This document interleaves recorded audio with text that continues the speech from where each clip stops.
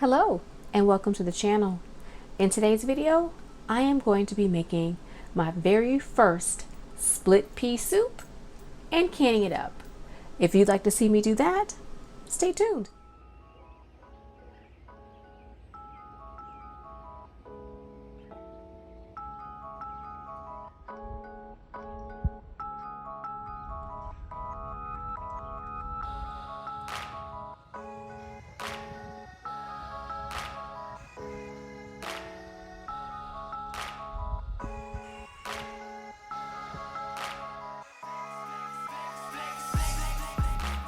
First, I'm going to start out by sorting and rinsing my beans. The recipe calls for ham. Instead of ham, I am going to be using these smoked turkey necks. There are a lot of turkey necks here, so I am going to half the amount of turkey necks, and I am going to use them for making my beans and for making broth. So let's use my favorite tool in the kitchen, my Instant Pot, and let's get this broth started. You've seen me put meat in my Instant Pot before, so I'm not going to show you me cleaning this up, rinsing this off, and putting this in the Instant Pot. But I am going to show you me opening up the packet. So let me get all this cleaned up and let me get this in the Instant Pot. Now that I've placed my turkey necks inside of my Instant Pot, I'm going to add my water and season it to taste and turn it on.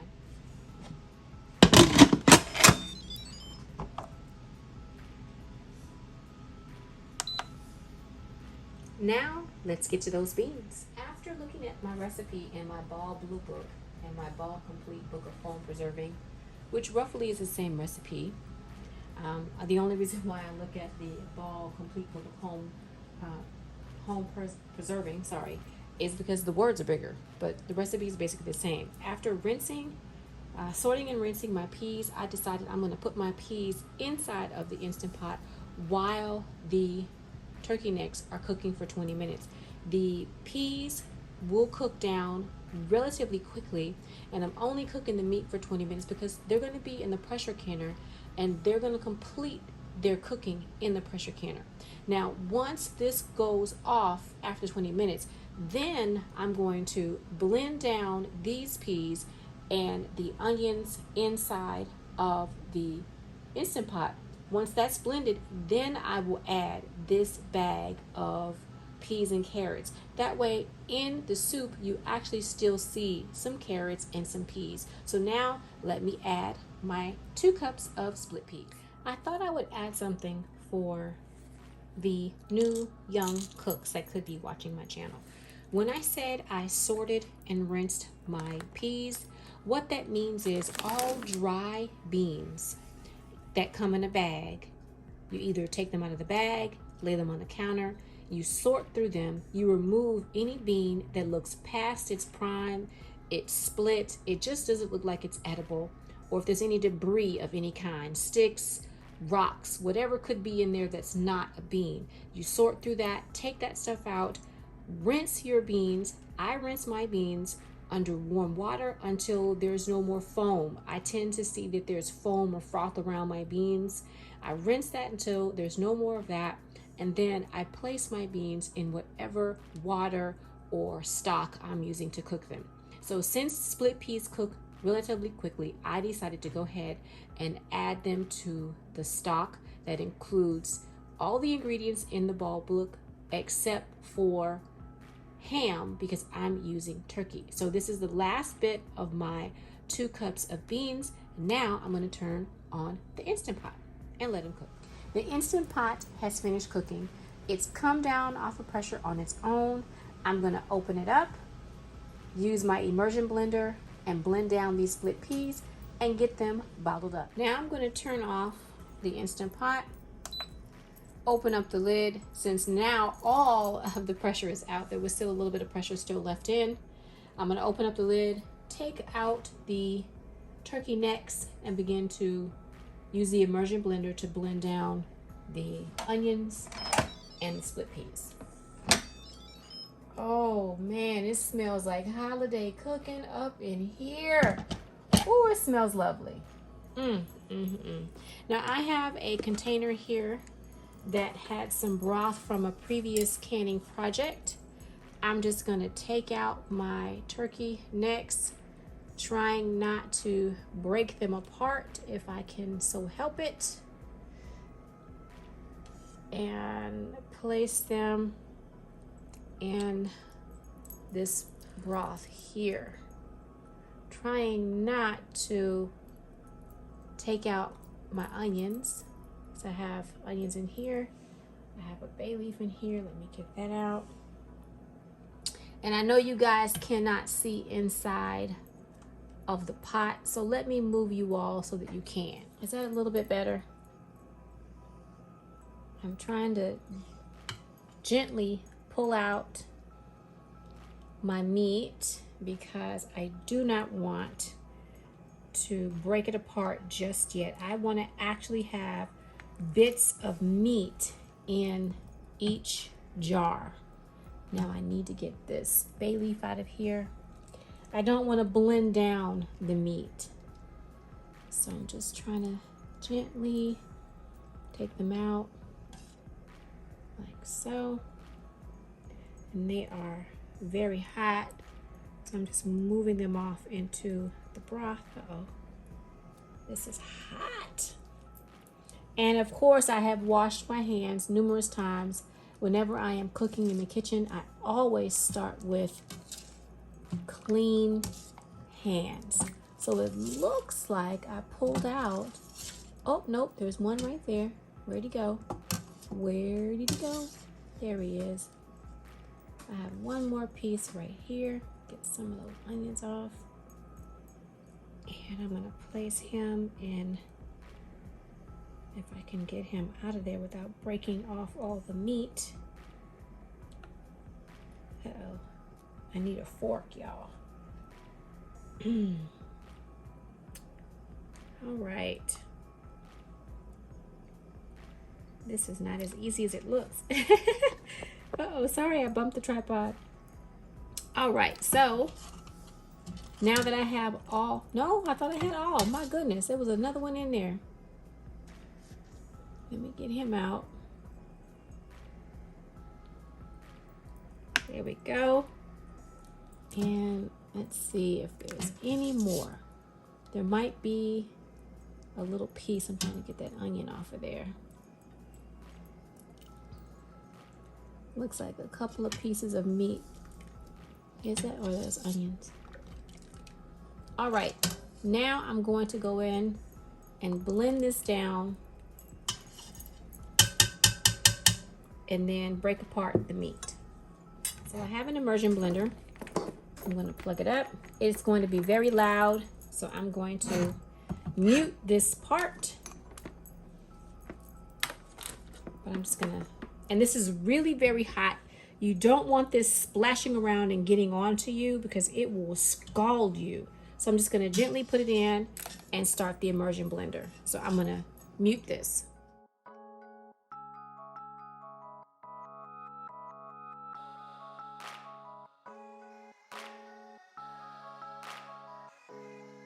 I have finished blending down the split pea soup. I have sheared off as much of the skin of those turkey necks as I can and placed them inside of the soup. And now I'm going to take this partially frozen bag of peas and carrots and I'm going to place them inside of this very hot soup. Now this soup was boiling when I first turned it off. Now I want to make sure that I don't put any extra water. So I'm going to drain these and I'll be right back. I'm going to put these partially frozen peas and carrots inside of this very hot split pea soup. Now the reason why I'm doing this is I still want to be able to see peas and carrots in the jar. I'm going to clean up after myself as soon as I'm done. Now what I'm going to do is I'm going to take my ladle and I'm going to stir this around just to distribute those peas and carrots, to get them warm, to distribute some of that meat, since I did pull it apart, and I would like to have meat inside of each jar. And now I am going to taste my soup. I have a clean spoon here. Just gonna give it a little taste.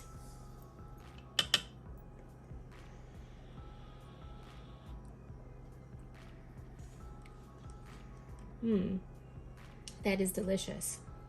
Now, if your soup needed more seasoning, now is when you would do it. But my soup has a very lovely flavor. So now I'm going to jar it up and get it ready for the canner. The canner is on and warming up. My jars have just finished cleaning in the dishwasher, so they are nice and hot. So this is going to be a hot soup in hot jars going into a hot canner. I am so excited about this soup.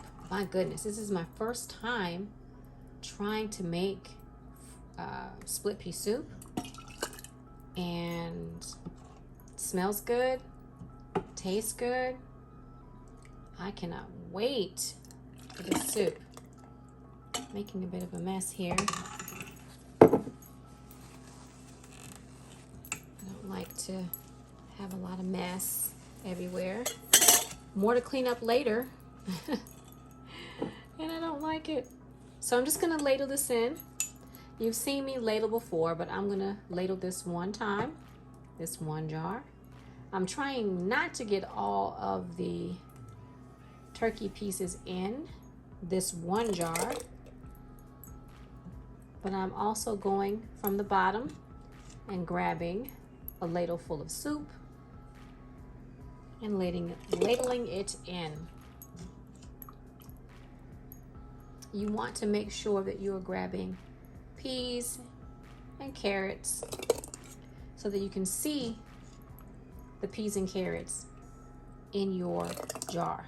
And I am going to ladle this in to a 1-inch headspace. Now, since this is soup, I don't really need to debubble it, but it does have a little chunks of meat, a little bit of chunk of meat, and some peas and carrots. So I am going to debubble. I'm going to show you what that looks like. Clean up my mess. This one is really messy. I don't like, that's the one thing I'm not liking. It's just dripping all over the place. Okay, I have my debubbler over here off to my right, and I might have a little bit too much soup in here. So I'm going to debubble, and then I'm going to take a look. I'm going to take the funnel off. Oh no. Perfect.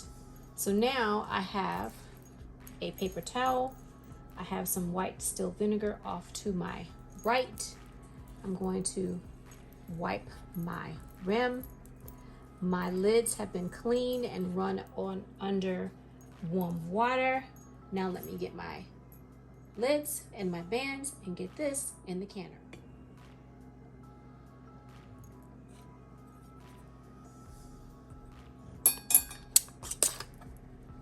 All right, in the canner we go, and I'll come back when I'm all done ladling my soup and I'm putting the jars in the can. I do not have enough soup for another 1.5 pints, so I pulled some square-ish, like pint-sized jars that I picked up at the local grocery store, and they were no-name brand jars. They came with lids and rings, no name. I'm not familiar with them at all.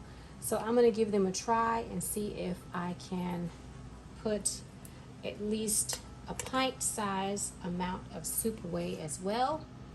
So let's see if I have enough. Take the ladle out, because I don't think that ladle is going to really benefit me here. And I'm just going to pour in. Hopefully I get enough soup. I'm scraping the bottom of the barrel here, y'all. I don't think it's going to be enough for even a pint size. Nope. So it looks like this is going to be a meal. I have half a pint soup. That's all right. I'm so glad to have what I was able to get. I was able to get 5 26-ounce jars and a half a pint of split pea soup. Now, what I can do is I actually have some broth in the refrigerator that I made for another project. I can just fill this up with broth. It'll be a little looser than your traditional split pea soup, but I can do that and just go ahead on and can this. And you know what? I think that's what I'm gonna do. I'm just gonna put this in the canner and call it good. So let me get that broth out of the refrigerator. This broth is not cold. I had it out a little while ago and I placed a few of the turkey necks in here. Actually, all the turkey necks that I used for this project in here. So it is, I would say, room temperature, give or take. So I'm just gonna place that in here like so, up to 1 inch headspace. I'm going to debubble and call it good. And I'm gonna place this in the canner. And now I have soup. So let's go over to the canner. Before I put this pint-sized jar in the canner, the one thing I can say about this lid is that it slides across the rim of the jar in a way that the ball doesn't slide. And let me show you. This is the ball, and this is that no name brand. I don't know if you can see the difference. This one's a little bit darker, this one's a lot lighter, and this one slides as if it has no traction. So we'll see how this processes. I'm gonna put this in the canner. Now let me show you all what it looks like. You can't really see the peas and carrots all that well. There weren't a whole lot left, but you can see some bits of meat, and there's a floating onion in there from the broth. But let's get this in the canner and let's get canning. Right, so the canner is not full, but that's okay. I am going to place an empty jar in here with some water. I'm gonna put my pint size in the center. I'm just moving these around a little bit. And I'm gonna get a jar right here with some water, and then I'm gonna start my canner. Just in case you're new and wondering, the reason why I put that quart-sized jar of water in the canner is I wanna make sure that if there's any movement in this canner, that my jars don't tip over. So that's why I do that. Now I'm gonna put on my lid. And my lid always gives me trouble. It's just the nature of the beast for me. There we are. I make sure that I press down on it, push the handles. I'm gonna turn the heat up to my sweet spot. And now we wait for the lid lock to pop up and a full, let me show you guys, a full steam to come out, full roaring steam to come out of this steam pipe right there. And then once that's done, I'll put my jiggler on and we will start this process, and I'll be back in a moment. Here is where I went wrong in the last canning session. It appears that that is a full roar of steam, yet my locking mechanism has not popped up. It is spitting and spurting like crazy, but it's not up. And if I put my rocker on too soon, and that forces that locking mechanism to pop up, then my canner will not come up to the recommended amount of pressure. And this is where I went wrong in the last canning session. My canner is roaring like crazy. Can you guys hear it?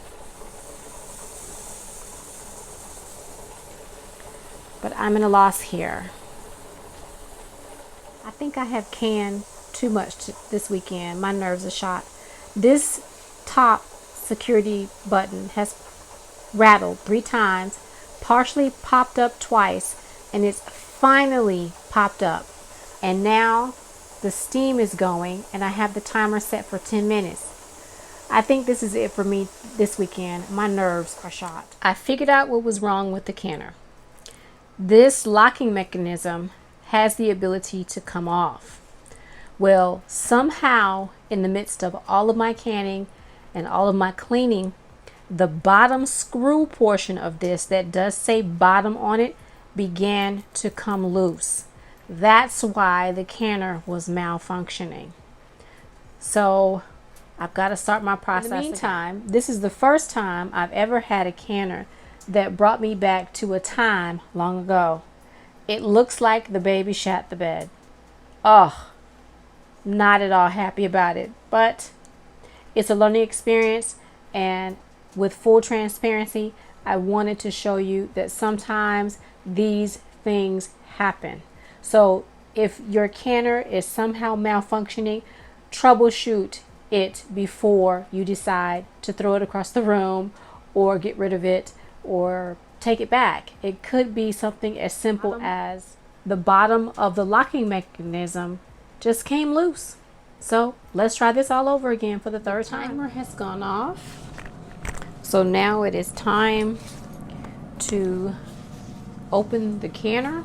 It's been sitting here for 5 minutes without pressure, and it's time to take the lid and turn it and set it on top a jar for 10 minutes to allow the steam to come out and it to acclimate to the kitchen temperature. So I'm going to turn on the timer for 10 minutes and then we'll take the jars out after 10 minutes. Because of my canner issue, I lost this footage, so I do apologize. But you've seen me take jars out before, so see you next time.